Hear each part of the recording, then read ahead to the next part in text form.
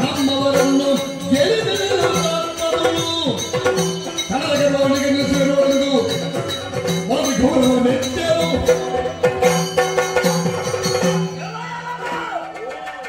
ನಮ್ಮದಾದಂತಹ ಸೇನಾನಾರಿಸಿ ಧರಾಶಾಯಿ ಆಗ್ತಾ ಉಂಟು.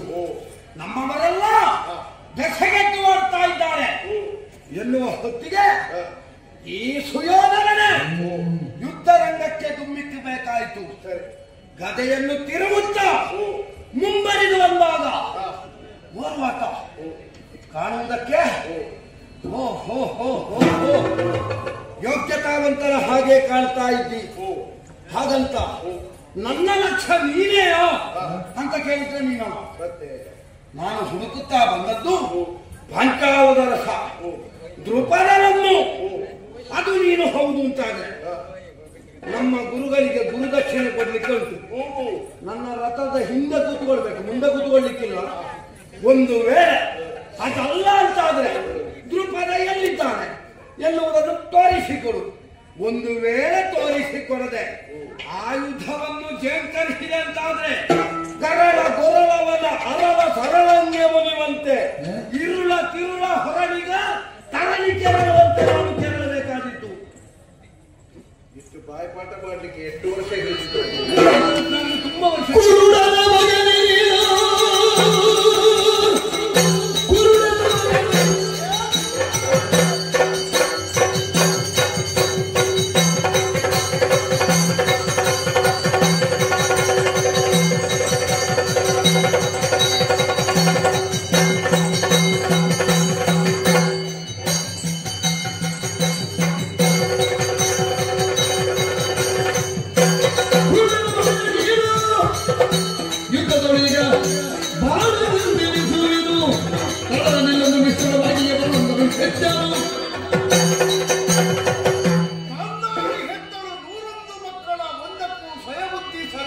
ಸ್ವಯಬುದ್ಧಿ ಇಲ್ಲ ಅಲ್ಲ, ಅದು ಸಾಹಿತ್ಯ ಇರುವುದು ಸ್ವಯಂ ಬುದ್ಧಿ ಇಲ್ಲ ಅಂತ. ಸ್ವಯಂ ಬುದ್ಧಿ ಅಂತ ಅದು ಎರಡು ಒಂದೇ. ಎಂತದು? ಸ್ವಯಂ ಬುದ್ಧಿ ಸ್ವಯಂ ಬುದ್ಧಿ. ಸ್ವಯಂ ಬುದ್ಧಿ ಇಲ್ಲ ಅಂದ್ರೆ ಎಂತದದು? ನಮಗೆ ಬುದ್ಧಿಯನ್ನು ಈಗ ಗುರುಗಳು ತುಂಬಿಸ್ತಾ ಇದ್ದಾರೆ. ಇಲ್ಲಪ್ಪ, ತುಂಬಿಸಿದ್ರೆ ನಿಲ್ಬೇಕಲ್ಲ. ನಿಲ್ತಾನೆ ತೂತಿದ್ರೆ ಅದರಲ್ಲಿ ಹೋಗ್ತದಲ್ಲ. ಇಲ್ಲ ಈ ಸಲ ನಿಲ್ತಾನೆ. ನಿತ್ರ ಅಜ್ಜಿ ಪುಣ್ಯ. ಅಜ್ಜಿ ಪುಣ್ಯ ಅಂತದ್ದು. ನಿನ್ನ ಅಪ್ಪ ಹೇಗೂ ಕೂಡ. ನಾನು ನಿನ್ನ ಅಪ್ಪನ ವಿಷಯ ಮಾತಾಡ್ತೇನೆ. ನಾನು ಮಾತಾಡ್ತೇನೆ ಮತ್ತೆ ನನ್ನ ಅಪ್ಪನ ವಿಷಯ ಮಾತಾಡ್ತೇನೆ. ನನಗೆ ಮಾತಾಡ್ಬೋದು ನಿನ್ನ ಅಪ್ಪನ ವಿಷಯ. ನನಗೆ ಮಾತಾಡ್ಬೋದು. ಅದನ್ನು ನಿನ್ನ ಅಪ್ಪನ ಪ್ರಾಯ ಆಯ್ತು ನನಗೆ. ಹೌದಾ? ನಿನ್ನ ಅಪ್ಪನ ಪ್ರಾಯ ನನಗಾದ್ದರಿಂದ ನಿನ್ನ ಅಪ್ಪನ ವಿಷಯ ನಾ ಮಾತಾಡ. ಸರಿ ಆದರೂ ನನ್ನ ಅಪ್ಪನನ್ನು ಕುರುಡ ಅಂತೆಲ್ಲ ಹೇಳ್ಬಾರ್ದು. ಸ್ವಲ್ಪ ಕಣ್ಣಿಟ್ಟಿದ್ದಾರ ಈಗ? ಇಲ್ಲ, ಕಣ್ಣಿಲ್ಲದಿದ್ರು ಗತನಯನ ಅಂತ ಹೇಳ್ಬಹುದಲ್ಲ. ಎಂತಾಗಿ ಎರಡು ಒಂದೇ. ಕುರುಡ, ಗತನಯನ, ಕಣ್ಣಿಲ್ಲದವ, ಅಂದಾಕ್ಷ, ಅಂಧನೃಪ ಎರಡು ಒಂದೇ. ಶಬ್ದ ಸ್ವಲ್ಪ ಒಳ್ಳೇದು. ಎಂತದ್ದೋ ಶಬ್ದ ಒಳ್ಳೇದು. ನಿನ್ನಂತವನನ್ನು ಹೆತ್ತರೆ ಒಳ್ಳೇದು ಬಂದಿತ್ತು. ಮತ್ತೆ ಬಿಟ್ಟು ತಿಂದ್ರೆ ನಿನಗೆ ಹತ್ತಿನಾವತಿಯ ಮನೆಯ ಬಾಗಿಲಲ್ಲಿ ಗೊತ್ತಾಗುವಾಗ ಹಾಗೆ ಹಾಗಾದ್ರೆ ನೀನು ನಾನೇ ದೃಪದ.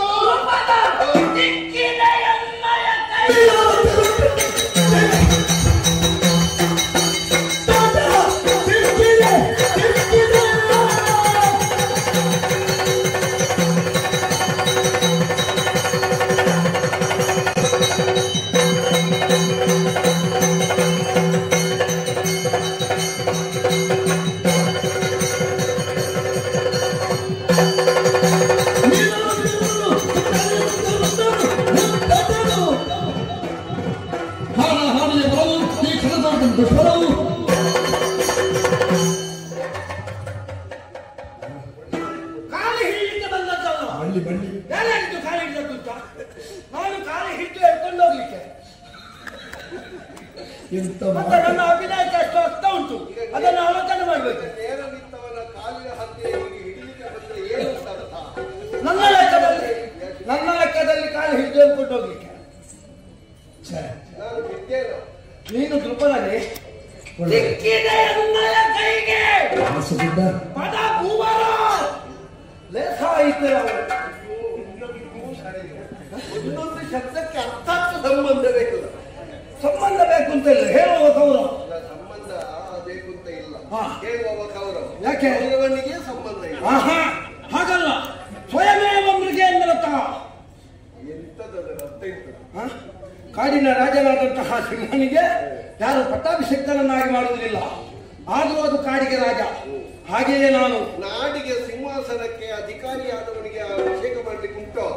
ಕಾಡಿನಲ್ಲಿ ಮೃಗಕ್ಕೆ ಇಲ್ಲ ಅಂತೇಳಿ, ನಾಡಿನಲ್ಲಿ ಅರಸನಿಗೆ ಇಲ್ಲ ಅಂತೇಳಿ ಅರಸನಿಗೆ ಉಂಟು. ಆಗಲಿಲ್ಲ. ನಾನು ಹುಟ್ಟುವಾಗಲೇ ಸಂಕಲ್ಪಿಸಿದ್ದಾರೆ ಹಿರಿಯವರೆಲ್ಲ, ಈ ಜಾಗಕ್ಕೆ ಇನ್ನೇನಾದ್ರೂ ತಯಾರಾಗುದಿದ್ರೆ ಈ ಮಗ ಅಂತ. ನೀನು ಹುಟ್ಟಿದ್ದ ಬಿದ್ದದ್ದು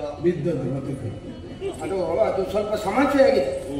ಸಮಸ್ಯೆ ಅಂತ ಹೇಳಿದ್ರೆ ನಾನು ಹುಟ್ಟಬೇಕಿತ್ತು ಮೊದಲು. ಅವಳು ಕುಂತಿ, ಅವಳು ಸಪ್ತಸಂಗ ಪರ್ವತದಲ್ಲಿ ಜ್ಯೇಷ್ಠರನ್ನು ಇತ್ತದ್ದು. ಅದು ಅಮ್ಮನಿಗೆ ವಿಷಯ ಇತ್ತು. ಅಮ್ಮ ಅಲ್ಲಿಗೆ ಹೊಟ್ಟೆಯಲ್ಲಿ ಚಿಕ್ಕಿ ಬಂದ, ಹೊಟ್ಟೆಯಲ್ಲಿ ಒಂದಿದ್ದದ್ದು ಅಲ್ಲಿಗೆ 100 ತುಂಡುಗಳಾಗಿ ಪೋಷ ಕರೀತು. ಅದನ್ನು ಮತ್ತೆ ವೇದವ್ಯಾಸರೆಲ್ಲ ಕೃತಭಾಂಡದಲ್ಲಿ ಇಟ್ಟು ಅದಕ್ಕೆಲ್ಲ ಮಂತ್ರಪೂರಿತವಾದಂತಹ ರಕ್ಷೆಯನ್ನು ಕೊಟ್ಟು ಅದರಲ್ಲಿ ಒಂದೊಂದು ಜೀವ ತಳೆಯಿತು. ಅದರಲ್ಲಿ ನಾನು ನೀನು ಅಳುವಾಗ ನರಿನಾಯಿಗಳೆಲ್ಲ ಕೂಗಿತಂತೆ. ಅದು ಹೇಳಲಿಕ್ಕೆ ಆಗುದಿಲ್ಲ. ಎಲ್ಲವರು ಅಳುವಾಗ ಒಂದೇ ರೀತಿ ಮಕ್ಕಳು ಆಡುವ ಶಬ್ದವೇ ಕೇಳ್ತದೆ ಅಂತ ಹೇಳಲಿಕ್ಕೆ ಆಗುದಿಲ್ಲ. ನಾನು ಆಳುವಾಗ ನರಿಗಳಿಗೆಲ್ಲ ಅವುಗಳ ಮಗು ಹುಟ್ಟಿದ ಅಥವಾ ಕೂಗಿದ ಹಾಗೆ ಕೇಳಿದ ಏನು ಮಾಡ್ಲಿಕ್ಕೆ ಆಗ್ತದೆ. ಒಬ್ಬೊಬ್ಬರ ಸ್ವರ ಹಾಗೆ, ಅದಕ್ಕೇನು ಮಾಡ್ಲಿಕ್ಕೆ ಆಗುದಿಲ್ಲ. ಅದು ಪ್ರಶ್ನೆ ಅಲ್ಲ. ನೀನು ದೃಪದ ಅಂತ ಗೊತ್ತಾಯ್ತವ, ಹೀಗೆ ಮಾಡಬಾರ್ದಿತ್ತು ನೀನು. ಅವರು ನಮ್ಮ ಗುರುಗಳು, ಪಾಪ ಒಂದು ಬ್ರಾಹ್ಮಣ, ಅವರ ಒಂದು ಬ್ರಾಹ್ಮಣತ್ವಕ್ಕೆ ನೀನು ಮರ್ಯಾದೆ ಕೊಡಲಿಲ್ಲ. ಅವರನ್ನು ಧಿಕ್ಕರಿಸಿ, ತಿರಸ್ಕರಿಸಿ, ನಿಂದಿಸಿ ಅವರ ಮೇಲೆ ಹಲ್ಲೆ ಮಾಡುವುದಕ್ಕೆ ಮುಂದಾದೆ ಅಂತೆ. ಆಗಲೇ ಅವರು ಶಪಥ ಹಾಕಿದ್ದಾರೆ. ಶಪಥ ಹಾಕಿ ಬಂದಿದೆ. ಹಲ್ಲೆ ಮಾಡಿದೆ ಅಂತ ಹೇಳಿದ. ಇಲ್ಲ, ಅವ ಮೈ ಮೇಲೆ ಕೈ ಹಾಕುವುದಕ್ಕೆ ಬಂದ ಅಂತ ಅದು ಹೇಳಲಿಲ್ಲ. ನಾನೊಂದು ಆಲೋಚನೆ ಮಾಡಿ ಆಗ ಇವನಿಗೆ ಪೂರ್ತಿ ಧೈರ್ಯ ಇಲ್ಲ. ಅವ ಹೇಳಿದ್ದು ಸತ್ಯವಾದ ಹಾಗೆ ಕುತ್ತಿಗೆ ಕೈ ಹಾಕಲಿಕ್ಕೆ ಹೊರಟು. ಹೌದಾ? ಇಷ್ಟು ಸಾಕು. ಯಾವಾಗ ನಿನ್ನ ಬಾಯಿಂದಲೇ ಬಂತ ಇನ್ನು ನಾನು ಗಟ್ಟಿ ಕೊಟ್ಟೆ. ಯಾವ ನನ್ನ ಗುರುಗಳ ಕುತ್ತಿಗೆ ಇಟ್ಟಿಸಲಿಕ್ಕೆ ನೀನದಲ್ಲ, ನಾನಿಲ್ವಾ? ನಿನಗೆ ಮತ್ತೆ ಗುರುವಾರ ಮೊದಲೇ ಹೇಳಿದ್ದು ಆಯ್ತು. ನಿನಗೆ ಅವ ಗುರುವಾಗ್ತಾನೆ ಅಂತ ನನಗೆ ಗೊತ್ತಿರಲಿಲ್ಲ. ಆಯ್ತು. ನಿನ್ನಂತ ಹುಚ್ಚರಿಗೆ ಕಲಿಸ್ತಾನೆ ಅಂತ ಗೊತ್ತಿರ್ತಿದ್ರೆ ಅವರ ಕುತ್ತಿಗೆ ಅಲ್ಲಿಗೆ ಹಿಚ್ಚಿಡುತ್ತಿದ್ದರು.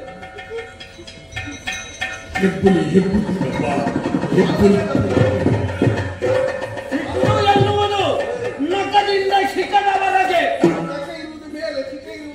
ಎಲ್ಲಿಯಾದ್ರೂ ಉಂಟಲ್ಲ ದೇಹದಲ್ಲಿ. ಮತ್ತೆ ಅಭಿನಯಕ್ಕೆಲ್ಲ ಅರ್ಥ ಕಲ್ಪಿಸ್ಲಿಕ್ಕಿಲ್ಲ. ಅದು ನಾನು ಮಾತ್ರ, ನೀನೆಲ್ಲ ಹೇಳಲಿಕ್ಕಿಲ್ಲ. ನನ್ನ ಅರ್ಥವನ್ನು ನೀನಂತ ಹೇಳು. ನಿನಗೆ ನೋಡ್ಲಿಕ್ಕೆ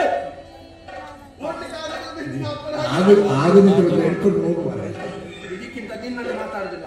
ನನಗೆ ಗೊತ್ತುಂಟು, ನಾನು ನಾಳೆ ಬೆಳಿಗ್ಗೆವರೆಗೆ ಮಾತಾಡಿದ್ರು ನೀನು ಉತ್ತರ ಕೊಡ್ತಿ. ಇಲ್ಲ, ನಿನ್ನನ್ನು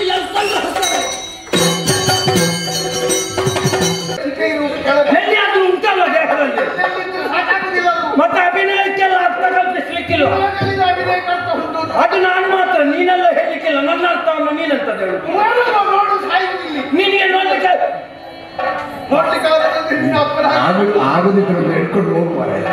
ಇದಕ್ಕಿಂತ ನಿನ್ನಲ್ಲಿ ಮಾತಾಡುದಿಲ್ಲ. ನನಗೆ ಗೊತ್ತುಂಟು, ನಾನು ನಾಳೆ ಬೆಳಿಗ್ಗೆವರೆಗೆ ಮಾತಾಡಿದ್ರು ನೀನು ಉತ್ತರ ಕೊಡ್ತಿ. ಇಲ್ಲ, ನಿನ್ನನ್ನು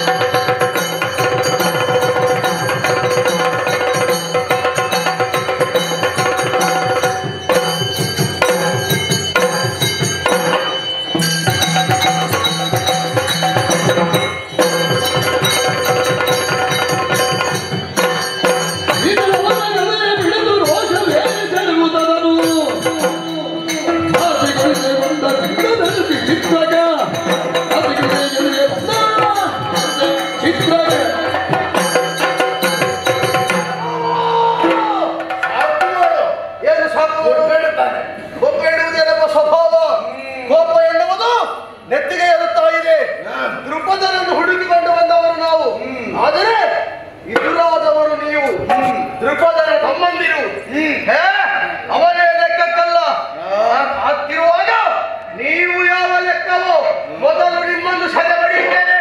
ಆ ಬಳಿಕ ದುರ್ಬಲರನ್ನು ಕಟ್ಟಿ ಎಳೆದುಕೊಂಡು ಹೋಗದೇ ಇದ್ರೆ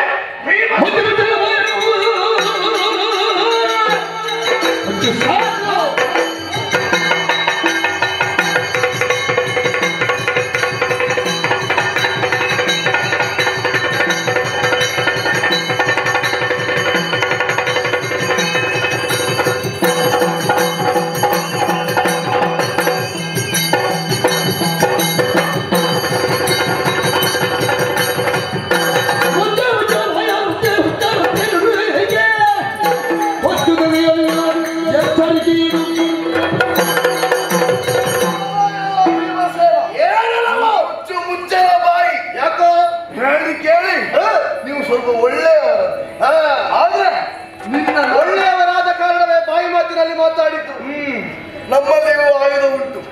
ನಿನ್ನ ನಡೆಗೆ ಪ್ರತಿಕ್ರಿಯೆಯಾಗಿ ನಮ್ಮ ನಡೆ ಒಳ್ಳೆಯವರಾಗ ಒಳ್ಳೆಯದಲ್ಲೇ ಉತ್ತರವನ್ನು ಕೊಡ್ತೇವೆ. ಇಲ್ಲದಿದ್ದರೆ ಕಡ್ಕದ ರುಚಿ ತೋರಿಸ್ತೇವೆ.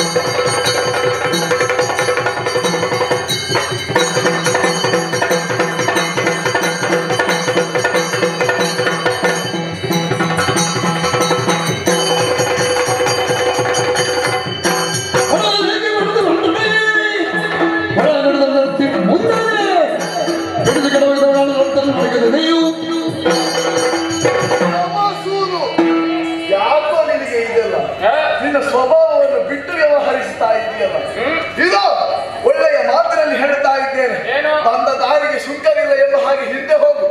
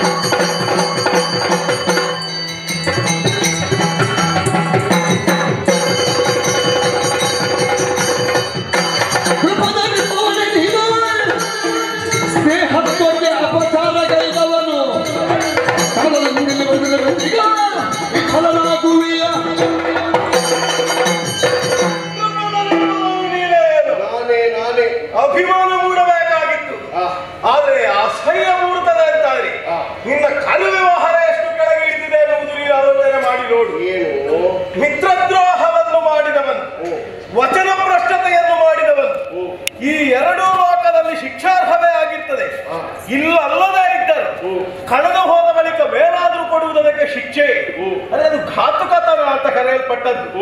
ಯೋಚನೆ ಮಾಡು, ವಚನ ಅನ್ನುವುದಕ್ಕೆ ಎಲ್ಲವರು ಎಲ್ಲ ಹೊತ್ತಿನಲ್ಲಿ ಮೌಲ್ಯ ಕೊಡಬೇಕಂತಲ್ಲ. ವೈಶ್ಯನಾದವನು ಆಡಿದ ವಚನ ಎಲ್ಲ ಸತ್ಯ ಇರಬೇಕು ಅಂತ ಇಲ್ಲ. ಬ್ರಾಹ್ಮಣನಾದ ಮಾಡುವ ವಚನ ಎಲ್ಲವೂ ಸತ್ಯವಾಗುತ್ತದೆ. ಅದಲ್ಲದೆ ಇದ್ರೆ ದೇವತೆಗಳಾದ ಪರಿಶ್ರಮ ಬರ್ತಾರೆ. ಕ್ಷತ್ರಿಯರು ಹಾಗಲ್ಲ. ಆಡಿದ ಒಂದು ವಚನಕ್ಕಾಗಿ ಪ್ರಾಣವನ್ನಾದರೂ ಕೊಡಬೇಕು ಅನ್ನುವುದು ಶಾಸ್ತ್ರ ಪದ್ಧತಿ. ಆದ್ರೆ ನೀನು ಹಾಗಲ್ಲ. ಅಂತಹ ಯಾವ ನೀತಿಯನ್ನು ಹೊಂದದೆ ಆಡಿದ ವಚನವನ್ನೇ ಮರೆತು ಹೋದವನ ಹಾಗೆ ನಟನೆಯನ್ನು ಮಾಡಿದೆ. ಒಂದು ಪ್ರಕರಣ ಅದಾದ್ರೆ, ಇನ್ನೊಂದು ರೀತಿಯಲ್ಲಿ ನೋಡಿದ್ರೆ ದೇಹದಲ್ಲಿ ಹಸ್ತಗಳು, ಲೋಚನದಿ ರೆಪ್ಪೆಗಳು ಕಾರ್ಯಗೈಯುವ ತರದಲ್ಲಿ ಯಾವ ಆತನು ಅವನಿಗೆ ಮಿತ್ರ ಅಂತ ಹೇಳುವುದು. ಹಾಗಾದ್ರೆ ಬದುಕಿನ ಮಿತ್ರನಾಗಿ ಒದಗಿ ಬಂದ ಗುರು ದ್ರೋಣರನ್ನು ನೀನು ಈ ಕಾಲಕ್ಕೆ ಹೀಗೆಳೆದು ಬಿಟ್ಟೆ. ಅವರಿಗೆ ಕೊಡಬೇಕಾದನ್ನು ಕೊಡುವಲ್ಲಿ ಹಿಂದುಳಿದೆ. ಅವರನ್ನು ಅಪಮಾನ ಮಾಡಿದೆ. ಅದಕ್ಕೆ ಪ್ರತಿರೋಧವನ್ನು ಉಂಟು ಮಾಡುವುದಕ್ಕಾಗಿ ಬಂದಿದ್ದೇನೆ. ಹೇಯ ಕೃತ್ಯ ಯಾಕೆ ಮಾಡಿದೆ ಹೇಳು?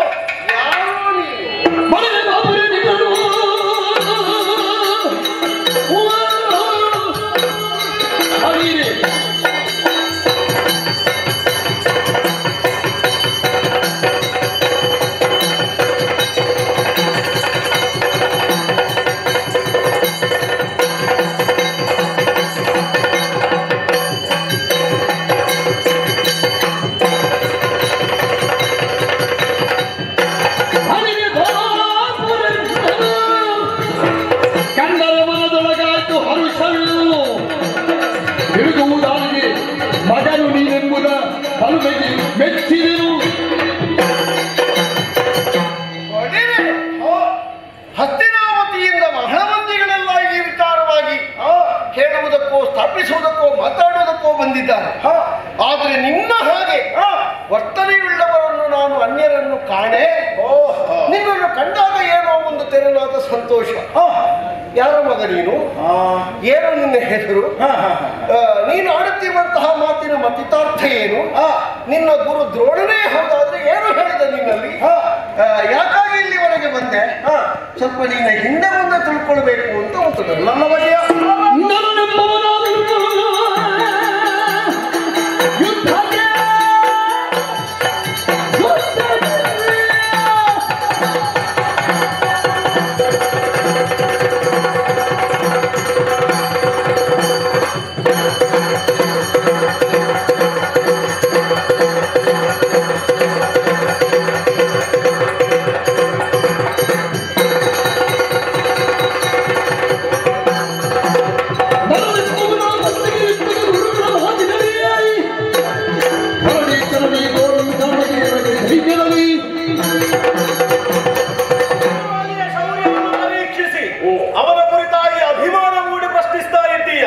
ಯೋಗ್ಯತೆ ಹೊಂದಿದವನೇ ನಾನಿದ್ದೇನೆ. ಹಿಂದಕ್ಕಾದ್ರೂ ಅವನ ಭಾಗ್ಯವನ್ನು ಸ್ಥಾಪಿಸಿ ತನ್ಮೂಲಕವಾಗಿ ಹಸ್ತಿನಲ್ಲಿ ಚಕ್ರವರ್ತಿಯಾಗಿ ಮೆರೆದಾಡಿದ ಪಾಂಡು ಚಕ್ರವರ್ತಿಗೆ ಕುಂತಿಯಲ್ಲೇ ಉದಿಸಿಕೊಂಡವನು ನಾನು. ವಿಜಯನಾಮಕನು. ನನ್ನನೆಂದರೆ ನಾನೇ, ಅರ್ಜುನನೆಂದರೆ ನಾನೇ. ಗುರು ದ್ರೋಣನಿಗೆ ಪ್ರಿಯನಾದ ಶಿಷ್ಯನಿದ್ದೇನೆ. ಭುವನೈಕ್ಯ ವಿಕ್ರಮಿ ಎನ್ನುವಂತ ಹೇಗಳ್ತೇನೆ. ಅವರ ಬಾಯಿಂದಲೇ ಹೇಳಿಸಿಕೊಳ್ಳುವಾಗ ಅಂತರಂಗದ ವೇದನೆಯನ್ನು ಅವರೇ ಹೇಳಿದ್ದಾರೆ. ಒಂದು ಹೊತ್ತಿಗೆ ಮಿತ್ರ ಭಾವದಿಂದ ಜೊತೆಯಲ್ಲಿ ಅಗ್ನಿವೇಶದಲ್ಲಿ ವಿದ್ಯಾರ್ಥಿಯಾಗಿದ್ದವರು ನಾವು. ಆ ಹೊತ್ತಿನಲ್ಲಿ ಅವರಾಡಿದ್ದ ಭೋಗದಲ್ಲಿ, ವಿತ್ತದಲ್ಲಿ, ಸುಖದಲ್ಲಿ ಸಮಾನಾಧಿಕಾರಿಗಳಾಗ್ತೇವೆ ನಾವು ಅನ್ನುವ ಮಾತನ್ನು ಅಂದು ಕೊಟ್ಟವನು ನಾನು. ಬಡವನಾಗಿ ಹೋಗಿ ಅವನಲ್ಲಿ ಕೇಳಿದಾಗ ನನ್ನನ್ನು ಹೀಗಳೆದು ಬಿಟ್ಟ, ನನ್ನನ್ನು ಅಪಮಾನಿಸಿ ಬಿಟ್ಟ, ಭಿಕಾರಿ ಎನ್ನುವಷ್ಟರ ಮಟ್ಟಕ್ಕೆ ಆಡಿದ್ದಾನೆ. ಆ ಹೊತ್ತಿನದಲ್ಲಿ ಪ್ರತಿಜ್ಞೆಯನ್ನೇ ಕೈಗೊಂಡಿದ್ದೇನೆ. ಅದನ್ನು ಪೂರೈಸಿ ಮಗು ಕೊಡಬೇಕು ಮಗು ಅಂತ ಹೇಳಿದ್ದಾರೆ. ಅದನ್ನು ಪೂರೈಸಲು ಸುಖವಾಗಿಯೇ ಬಂದಿದ್ದೇನೆ. ಮಾಡಿದ್ದು ತಪ್ಪು ಅಂತಾಗುವಾಗ ತಪ್ಪನ್ನು ಸಮರ್ಥಿಸಿಕೊಳ್ಳುವುದಕ್ಕಿಂತ ತಪ್ಪು ಅಂತ ಒಪ್ಪಿ ಶರಣಾಗುವುದು ಒಳ್ಳೆಯದು ಅಂತ ನಾನು ಹೇಳುವುದು. ನಿನ್ನ ಹೆಸರು ಅರ್ಜುನ. ಹೌದು. ನೀನು ಪಾಂಡವಿನ ಮಗ. ಅರ್ಥಾತ್ ದೇವೇಂದ್ರ ಅನುಗ್ರಹದಿಂದ ಹುಟ್ಟಿದವ. ಹೌದು. ಮಗು ಮಾತು ಅಂತ ಹೇಳಿದ್ರೆ ಎಲ್ಲ ಮಾತಲ್ಲ. ಮತ್ತೆ ಮಾತನ್ನು ಹೇಗೆ ಆಡಬೇಕು, ಯಾವ ಮಾತನ್ನು ರೂಢಿಯಲ್ಲಿ ರೂಢಿಸಬೇಕು ಎನ್ನುವುದು ಆಡಿದವನಿಗೂ ಹೇಳಿದವನಿಗೂ ಇರುವಂತದ್ದು. ರಾಮ ಕಾಡಿಗೆ ಹೋಗುವಾಗ ಅಪ್ಪ ಹೇಳಿದರಂತೆ, ಒಂದು ತುತ್ತು ಉಂಡು ಹೋಗು ಮಗ ಅಂತ. ಮಗನಾಡಿದ ಮಗ ಕೇಳಿದನೆ ಇಲ್ಲ. ಯಾಕೆ ಕೇಳಲಿಲ್ಲ? ಪೂರ್ವದಲ್ಲಿ ತಾನು ಮಾಡಿದ ಸಂಕಲ್ಪದಕ್ಕೆ ಅಡ್ಡಿ ಆಗ್ತದೆ. ಇದು ಹಾಗೆ ಹೇಗೆ ನಮ್ಮಪ್ಪನಿಂದ ಬಂದಿರುವಂತಹ ರಾಜ್ಯ ಮಗನಾದಂತಹ ನನಗೇ ಸಿಕ್ಕುವುದು. ಮದುವೆಯಲ್ಲಿ ಗುರುಮಠದಲ್ಲಿ ಏನೋ ಹೇಳಿರ್ಲಿಕ್ಕೂ ಸಾಕು, ನನಗದು ಗೊತ್ತಿಲ್ಲ. ಮಕ್ಕಳಾಟಿಕೆಯಲ್ಲಿ ಮಕ್ಕಳಾಟವನ್ನು ಆಡುವಾಗ ಹೆಣ್ಣು ಮಕ್ಕಳು ಆಡ್ತಾರೆ, ಇದು ನನ್ನ ಮಗು, ಇದು ನನ್ನ ಮಗು ಅಂತ. ಗಂಡು ಮಗು ಅಂತ ಹೇಳ್ತದೆ, ಆ ಮಗುವಿಗೆ ನಾನಪ್ಪ ನಾನಪ್ಪ ಅಂತ. ಅಪ್ಪ ಅಮ್ಮನ ಆಟ ಎಲ್ಲ ಮಕ್ಕಳು ಆಡ್ತಾರೆ. ಅಷ್ಟು ಶೈಶವ ಅಲ್ಲದೆ ಇದ್ರೂ ಸ್ವಲ್ಪ ಬೆಳೆದ ಮಕ್ಕಳಾದ ನಾವು ಅಧಿಕಾರ ಹೊಂದದೆ ಸಮಾನರಾಗಿರುವಾಗ, ಸಮಾನಶೀಲತೆ ಉಳ್ಳವರಾಗಿರುವಾಗ ಒಂದು ಸ್ನೇಹಕಾರ ಹುಟ್ಟಿದ್ರೆ ಅದು ಅಪರಾಧ ಅಲ್ಲ. ಆ ಸ್ನೇಹ ಬಹಳ ಕಾಲ ಉಳಿಬೇಕು ಅಂತೂ ಇಲ್ಲ. ಸ್ನೇಹಕ್ಕೆ ಸೇತುವಾಗಿ ನಿಲ್ಲುವುದು ಯಾವುದು ಕೇಳಿದ್ರೆ ಒಡನಾಟ. ಹಲಕಾಲದ ಅಗಲುವಿಕೆ ಎನ್ನುವುದು ಒಂದು ಸ್ನೇಹಕ್ಕೆ ಕತ್ತರಿಯೂ ಆಗ್ತದೆ. ಬಹಳ ಕಾಲ ನಾನು ಗುರುಮಠದಿಂದ ಹೋಗಿ ಅಧಿಕಾರ ಸೂತ್ರವನ್ನು ಹಿಡಿದು ನಡೆದಾಡುವ ಕಾಲದಲ್ಲಿ ನನ್ನಂತಾದಂತಹ ರಾಜಕಾರಣದ ಸಭೆಗೆ ಯಾವನೋ ಒಬ್ಬ ತಿರುಕೂಳಿ ಬಂದಾಗ ಅವನನ್ನು ಒಪ್ಪಿಕೊಳ್ಳುವುದಕ್ಕೆ ನನಗೆ ಸಾಧ್ಯವಾಗದೆ ನಾನು ಹಾಗೆ ಮಾಡಿದ್ದೆ. ಈಗ ಮಿತ್ರತ್ವ ಎಂದ್ರೆ ಒಂದೇ ಬದಿಯಿಂದ ಬರುವಂತದ್ದಲ್ಲ. ಮತ್ತೆ ಸಹನಶೀಲತೆಯಿಂದ ನನ್ನನ್ನು ಒಪ್ಪಿದ್ದೇ ಹೌದಾದ್ರೆ ನನ್ನಲ್ಲಿ ಕಾಣಬೇಕಾದಂತಹ ಉದಾರತೆಯನ್ನು ಕಾಣದೇ ಇದ್ದಾಗ ಅವನು ದೌತ್ಯದಿಂದ ಬೇರೆ ಬೇರೆ ನನ್ನ ಸಭೆಯಲ್ಲಿ ಗರ್ಜಿಸಿ ನನ್ನ ವಿದ್ಯೆಯ ಪ್ರಭಾವದಿಂದ ನಿನ್ನನ್ನು ಬೇಕಾದಂತೆ ಮಣಿಸಿಕೊಳ್ತೇನೆ ಅಂತ ಪ್ರತಿಜ್ಞೆ ಮಾಡ್ತಾನೆ ಅಂತಾದ್ರೆ ನ್ಯಾಯಾನ್ಯಾಯದ ವಿಮರ್ಶೆ ಎನ್ನುವುದು ಎಲ್ಲಿ ಆಗುವುದು ಗೊತ್ತಾ? ಅವ ಹೇಳಿದ ಕೊನೆಯ ವಾಕ್ಯದಲ್ಲಿ ನಾನು ಅವನಿಗೆ ವಚನದಲ್ಲಿ ತಪ್ಪಿದ್ದೇನೋ, ನಾನು ಅವನಿಗೆ ಕೊಟ್ಟ ಮಾತನ್ನು ಉಳಿಸಿದ್ದೇನೋ, ಅವನ ಮಿತ್ರತ್ವವನ್ನು ನಾನು ಉಳಿಸಿದ್ದೇನೋ ಬಿಟ್ಟಿದ್ದೇನೋ ಎನ್ನುವುದು ಯಾವುದು ಪ್ರಶ್ನೆಗೆ ಬರುವುದಿಲ್ಲ. ಅವ ಕಡೆಗೆ ಆತ್ಯಂತಿಕವಾಗಿ ಅದಕ್ಕೊಂದು ಚುಕ್ಕೆ ಇರಿಸಿದ್ದಾನೆ. ನೀನು ನಾನು ಮಿತ್ರರು ಹೌದೋ ಅಲ್ವೋ ಎನ್ನುವುದನ್ನು ತೀರ್ಮಾನಿಸುವುದಕ್ಕೆ ನನ್ನ ವಿದ್ಯೆಯ ಪ್ರಭಾವದಿಂದ ನಾನು ಬೇಕಾದಂತೆ ನಡೆದುಕೊಳ್ತೇನೆ ಅಂತ. ಈಗ ಅರ್ಥ ಆಗ್ತದೆ ನನಗೆ.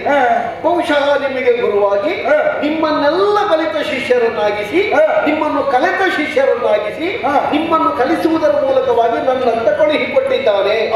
ಆದ್ರೆ ನೀವು ಯೋಚಿಸಬೇಕಾದಂತಹ ಒಂದು ರಾಜಕಾರಣ ಇದೆ. ಏನು? ಗುರುವಿಗೆ ಶಿಷ್ಯರಾಗಿ, ಶಿಷ್ಯರಿಗೆ ಗುರುವಾಗಿ. ಅದೆಂಥದ್ದು? ಈ ವ್ಯವಹಾರ ಉಂಟಲ್ಲ, ರಾಜಕೀಯವಾಗಿರುವಂತಹ ವ್ಯವಸ್ಥಾಪನಾ ಸ್ಥಿತಿಯ ಒಳಗೆ ನಿಲ್ಲುವುದಿಲ್ಲ. ಹಸ್ತಿನಾವತಿ ಮತ್ತು ಪಾಂಚಾಲ ಎನ್ನುವುದು ಬಹಳ ಕಾಲದಿಂದ ಒಂದು ಸ್ನೇಹಾಕಾರ ಉಳ್ಳದ್ದು. ನಮಗೆ ಅವರು ಕಪ್ಪ ಕೊಡ್ಲಿಕ್ಕೂ ಇಲ್ಲ, ನಾವು ಅವರಿಗೆ ಕಪ್ಪ ಕೊಡ್ಲಿಕ್ಕೂ ಇಲ್ಲ. ಮೊದಲಿನ ಕಾಲದಿಂದಲೂ ನೀವು ನಾವು ಮಿತ್ರರು ಎನ್ನುವ ಹಾಗೆ ಅವರು ನಾವು ಒಂದು ಒಪ್ಪಂದದ ರೇಖೆಯಲ್ಲಿದ್ದೇವೆ. ಇಂತಹ ಒಂದು ಸ್ನೇಹಾಚಾರವನ್ನು ಮುರಿಯುವುದು ಕೇವಲ ಒಬ್ಬ ಬ್ರಾಹ್ಮಣನ ಸ್ವಾರ್ಥದಾಶೆಗೆ ಅಂತ ಹೇಳಿದ್ರೆ ಅದು ಸಣ್ಣ ಸಂಗತಿ ಏನೂ ಅಲ್ಲ. ಬ್ರಾಹ್ಮಣನಿಗೆ ತಾನು ಅಪಮಾನಿತನಾಗಿದ್ದೇನೆ ಎನ್ನುವುದು ಅವನ ಮಟ್ಟಿಗೆ ಸರಿಯೇ ಇರಲಿಕ್ಕೂ ಸಾಕು. ಆದ್ರೆ ಪ್ರಬಲವಾಗಿರುವಂತಹ ಎರಡು ರಾಜ್ಯಗಳು, ಪ್ರಮುಖವಾಗಿರುವಂತಹ ರಾಜಕೀಯವಾಗಿರುವಂತಹ ವಿಶೇಷವಾದ ವಿಷಯವನ್ನು ಹೊಂದಿದ ಹಸ್ತಿನಾವತಿ ಮತ್ತು ಪಾಂಚಾಲ ಎನ್ನುವುದು ಇದು ತರಕ ಸ್ನೇಹಾಚಾರದಲ್ಲಿತ್ತು. ನಾನು ನಿನ್ನಲ್ಲಿ ಒಂದು ಕೇಳ್ತೇನೆ, ನೀವು ಬರುವಾಗ ನಿಮ್ಮ ಅಜ್ಜನಾದಂತಹ ಭೀಷ್ಮಾಚಾರ್ಯರು ಇದಕ್ಕೆ ಹಸ್ತಮುದ್ರೆಯನ್ನು ಒತ್ತಿದ್ದಾರೆಯೇ? ನಿಮ್ಮ ಹಿರಿಯನಾಗಿ ಈಗ ಇರುವಂತಹ ನಿಮ್ಮ ದೊಡ್ಡಪ್ಪನಾಗಿರುವಂತಹ ಕುರುಡನ ಧೃತರಾಷ್ಟ್ರ ಇದನ್ನು ಅನುಮೋದಿಸಿದ್ದಾರೆಯೇ? ಒಂದು ವೇಳೆ ಅನುಮೋದಿಸಿದ್ದೇ ಹೌದಾದ್ರೆ ರಾಜ್ಯಾಂಗ ವ್ಯವಸ್ಥೆಯಲ್ಲಿ ಮೊದಲವಾದಂತಹ ಒಂದು ಒಪ್ಪಂದಕ್ಕೆ ಅಂತರಾಯವನ್ನು ತರುವುದೇ ಹೌದಾದ್ರೆ ಅದಕ್ಕೆ ಇತಿಶ್ರೀ ಬರಬೇಕು. ನಮ್ಮೊಳಗಿನ ಮೊದಲನ ಮೈತ್ರಿ ಬಂಧವನ್ನು ನಾವು ಮುರಿದಿದ್ದೇವೆ, ಈ ಕಾರಣಕ್ಕಾಗಿ ನಿಮ್ಮ ಮೇಲೆ ನಾವು ದಾಳಿಯನ್ನು ಮಾಡ್ತಾ ಇದ್ದೇವೆ, ಯಾವ ಸೂಚನೆಯೂ ಇಲ್ಲದೆ ಮಕ್ಕಳಾದಂತಹ ನಿಮ್ಮನ್ನು ನನ್ನ ಸ್ವಾರ್ಥ ಲಾಲಸೆಗಾಗಿ ಅಂದ್ರೆ ತನ್ನದ್ದಾದಂತಹ ವೈಯಕ್ತಿಕ ವಿಷಯಿಕವಾಗಿ ಅವರಲ್ಲಿ ಕೊಟ್ಟಿದ್ದಾರೆ. ಆದ್ದರಿಂದ ಒಂದು ಹೇಳ್ತೇನೆ ನಾನು, ಯುದ್ಧದಲ್ಲಿ ಸೋಲು ಗೇಲು ಎನ್ನುವುದು ದೊಡ್ಡ ಪ್ರಶ್ನೆಯಲ್ಲ. ಇಲ್ಲಿ ನಾವು ಬಿತ್ತಿದಂತಹ ಬೀಜ ಪರಿಣಾಮದಲ್ಲಿ ಏನಾದರೂ ದುಷ್ಪರಿಣಾಮವನ್ನು ಕೊಟ್ಟಿತು ಅಂತಾದ್ರೆ ಈ ಮಕ್ಕಳಾಟಿಕೆ ಎನ್ನುವುದು ಕತ್ತಿಗೆ ಬರ್ತದೆ ಎನ್ನುವುದನ್ನು ಯೋಚಿಸುವುದೇನು? ನೃಪತಿ ಆಡಿದ ಎಲ್ಲಾ ಪ್ರಶ್ನೆಗಳಿಗೂ ಉತ್ತರವು ನೀನಾಡಿದ ಮಾತಿನಲ್ಲೇ ಸಿಕ್ಕಲ್ಪಟ್ಟ. ಏನು? ಮೊದಲಾಗಿ ರಾಮನಾಡಿದ ವಚನ ಏನು? ಮಾತಿಗೆ ಕೊಟ್ಟ ಮಾತಿನನ್ವಯದಲ್ಲಿ ತಂದೆಯ ಮಾತನ್ನು ಪೂರೈಸಿಕೊಳ್ಳಿಲ್ಲ ಅನ್ನೋ ಮಾತನ್ನಾಡಿದೆ. ಸರಿ, ಹಾಗಾದ್ರೆ ರಾಮ ಕೊಟ್ಟದ್ದು ಪೂರ್ವ ಭಾಷೆಗೆ ಸದಾಧಾನವಾಗಿ ಪ್ರಧಾನ ಮಾನ್ಯತೆಯನ್ನು ಕಲ್ಪಿಸಿದ. ಹಾಗೆ ಪೂರ್ವ ಭಾಷೆಗೆ ಅನುಗುಣವಾಗಿ ಈ ಪಾಂಚಾಲ ಎನ್ನುವುದು ಯಾರಿಗೂ ಕೊಡಬೇಕಾದದ್ದಲ್ಲ. ಯಾರಿಗೆ ಕೊಡುವುದಿದ್ರು ಅದಕ್ಕೆ ಅದರದ್ದೇ ಆದಂತಹ ಒಂದು ರೇಖೆ ಅಂತ ಉಂಟು. ಆ ರೇಖೆಯನ್ನು ದಾಟಿ ನಮಗೆ ಹೋಗ್ಲಿಕ್ಕೆ ಆಗುದಿಲ್ಲ. ಈಗ ಎಳವೆಯಲ್ಲಿ ನಾವೇನು ನಾನು ರಾಜನಲ್ಲದೆ ಇರುವಾಗ, ನಾನು ಅನುಸತ್ತಿಗೆ ಬಾರದೇ ಇರುವಾಗ ಏನು ಹೇಳಬಹುದು? ಆದ್ರೆ ನಾನು ಅದಕ್ಕೆ ಮೊದಲಾಗಿ ನನ್ನ ಮಾತುಗಳಲ್ಲಿ ಮೊದಲಾಗಿ ಆಡಿದ್ದ ಅದಕ್ಕೆ ಕ್ಷತ್ರಿಯನಾದವನು ಮಾತನ್ನು ಮಾತೆ ಅಂತ ಅಂಗೀಕರಿಸಬೇಕು. ಅರಿಯದೆ ಆಡಿದ ಮಾತಿಗಾದರೂ ಮೌಲ್ಯ ಕಲ್ಪಿಸುವ ರಾಮನನ್ನು ನೀನು ಉದಾಹರಿಸಿದ ಕಾರಣ ನಾನು ಆಡುತ್ತಾ ನಾನೊಂದು ಮಾತೇ ಹೇಳಿದ,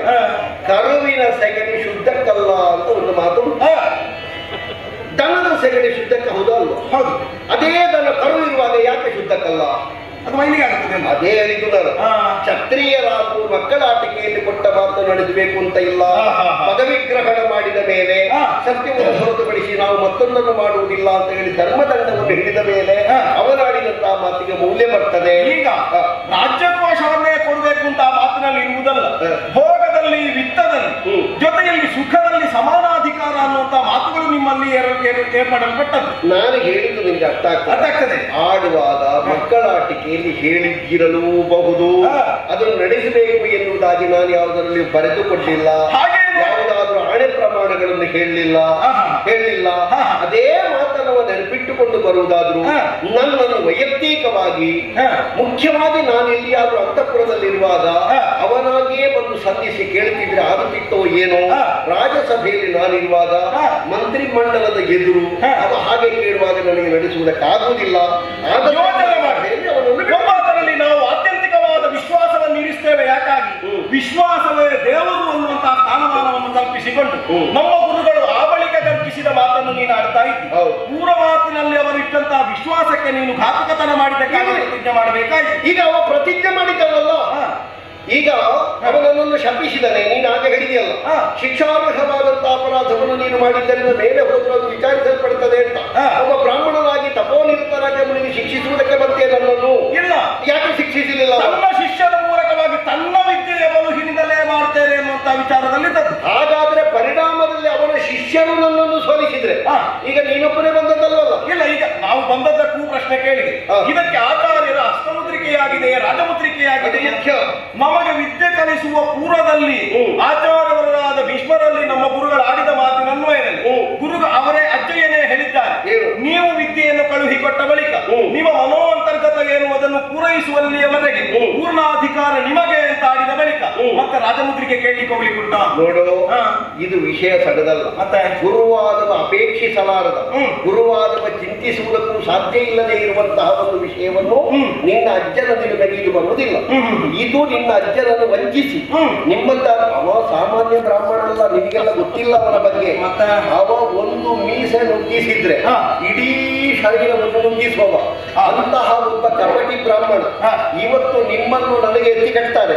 ಒಂದು ವೇಳೆ ನಿಮ್ಮ ಮೂಲಕವಾಗಿ ನನ್ನನ್ನು ಸೋಲಿಸಿದರೆ ನಾಳೆ ಏನ್ ಮಾಡ್ತಾರೆ?